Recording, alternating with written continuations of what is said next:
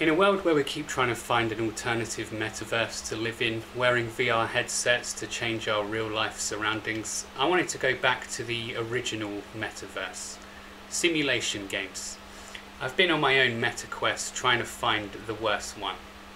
I never spent more than about £2.50 on each game, knowing that I wouldn't spend more than an hour on each game, unless it was really a simulation game worth playing. So here's a little list of some of the best, but mainly the worst simulation games that I've been playing over the past few months, which was probably just a few hours. So please try and enjoy them as much as I did. Starting with the worst first, we've got Fly the Bird. You heard right, a flying bird simulator. You get to fly like a bird, avoiding trees and flying through hoops. The mechanics are so awful on this game. Either the bird's wings are broken, or when they tested it they must have been using a broken controller. I think if you had the infamous Switch Joy-Con with drift, it would probably be a lot easier to navigate than it would with a brand new controller. Starts off relatively simple, drifting side to side, trying to gather distance, but as soon as you pass a score of 20 or so, they start putting the checkpoints almost opposite sides of the map. So it's impossible to go left to right that fast because of how shit the game mechanics are. I'd like to play it again with a broken controller just to see if it's any easier, because when they tested it, it must have been using some broken controller or something. Next we have Car Mechanic Simulator. I don't drive, so I was going into this with about as much knowledge as I do on the current state of world affairs. Lucky for me, this game required no mechanical know-how and just requires you to take out all the broken parts which are highlighted to you, and then you replace them with the same button. I thought being a mechanic was a bit more technical and required some know-how, but this pretty much does it for you. I can see why mechanics get such a bad rep now if their job was this easy. Simulation games like this could have ruined a career or two back in the day. Third worst, we have Nature. That's right, we're going from first worst to best. Third worst, we have Nature. You think, judging by its name, how could nature be bad? How can you simulate nature? This game is so bad and so confusing at the same time. It feels like 3 games rolled into one. You're playing as a daffodil. No, I'm not fucking joking. Floating through the air. You can only use one button to stay afloat. The more you press it, the more your power meter goes down. I don't know if they had a limited text box or something, but they didn't spell flower or power. So as soon as you start, you're watching your power meter going down, thinking, what the fuck is my power? Meanwhile, you get to collect the letters EVOLVE, evolve, and what happens when you collect all of them? Absolutely nothing. In fact, they reset, so you get to collect them all over again. No joke. This is almost as bad as Fly the Bird, but luckily the soundtrack sounds as if it had come from a sequel to Arrival, so you do feel immersed, even if it is only for about 30 minutes, and then you've completed the game. It's shit. Number 4 on our list is Run the Fan. I think the only redeeming quality about this is the soundtrack. As soon as you finish a level, it feels like when the DJ says the club's going to stay open for another 30 minutes, and this hyped up club music comes on and you get this energy from nowhere. And this is essentially this game. If you played it with no music, I don't think you'd stay on it that long.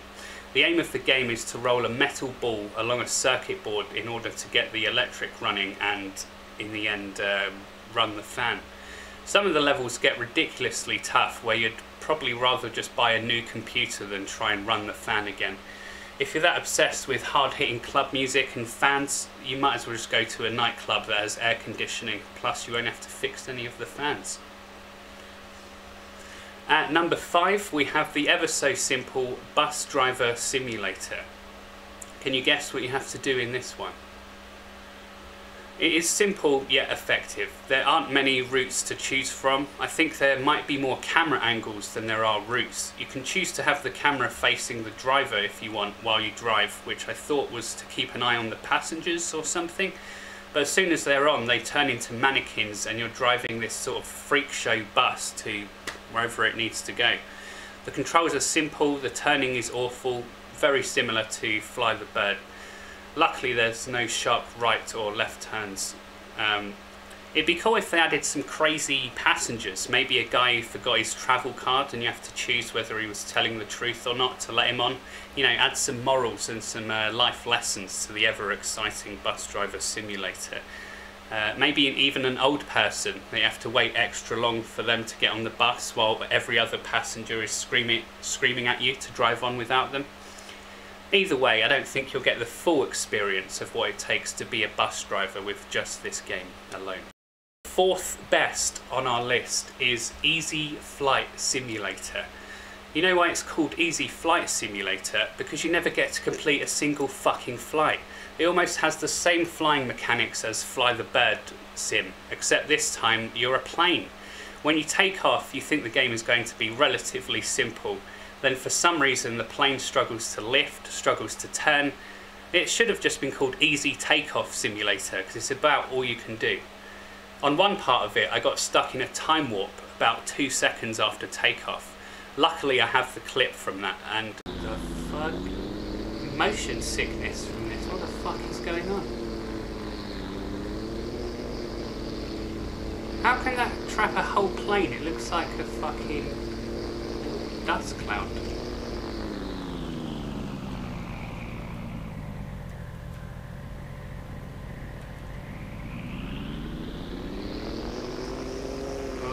Free.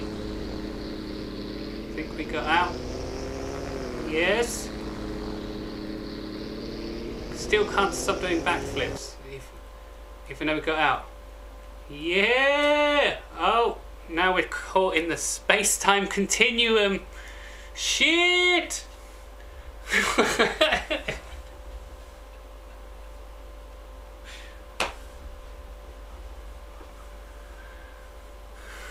What the fuck is... Come on, man.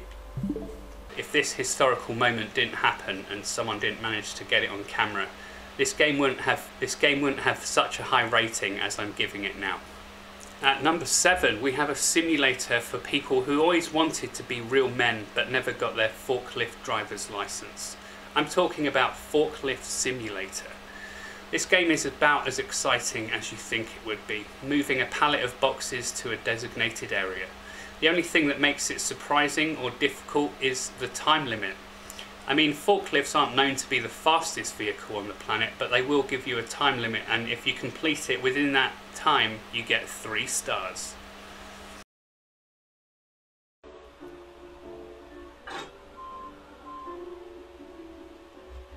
3-star. He pointed at your DC! He's even listening to the commentary team! Forklift driver you ever see. I have never seen anything like this in my life, bro. He's in a zone, right? Sometimes you're just in a zone. Dude, this is a new zone. Maybe similar to Uber, I don't know how it works. But as the levels progress, the turns get sharper, the time gets shortened, but you're still in a forklift. So it makes it a bit more challenging trying to race across the warehouse or shipyard when you're still in one of the slowest vehicles ever. However, if you want to feel like you've had a hard day's work moving boxes up ramps and sometimes into pointless places, this is the game for you. At number 8, we have one of the most simple, confusing yet beautiful simulators of all time. This is Lawnmower Game, New Generation. They didn't have the guts to call this a simulator or simulation, rather they called it a new generation, because they knew how much this game would get everyone hyped. The soundtrack sounds like a masterpiece that has been done by a live orchestra, directed by Hans Zimmer, Danny Elfman producing it with Thomas Newman on the piano. Meanwhile, you're learning to cut grass, trying not to burst into tears at how beautiful the soundtrack is. The aim of the game is simple. You cut grass and make sure your lawnmower doesn't run out of fuel. Fortunately, when you unlock the greatest lawnmower ever to be seen by human eyes, the game starts glitching out. You're getting stuck in ramps, falling through the floor. But luckily the soundtrack and atmosphere it gives this game couldn't stop any glitch from rating this game so high. If Fly the Bird had a similar soundtrack, it would have placed equally as high. And finally, the greatest simulator of all. To give its official name, Super Ping Pong Trick Shot. This just has that satisfying feeling to it.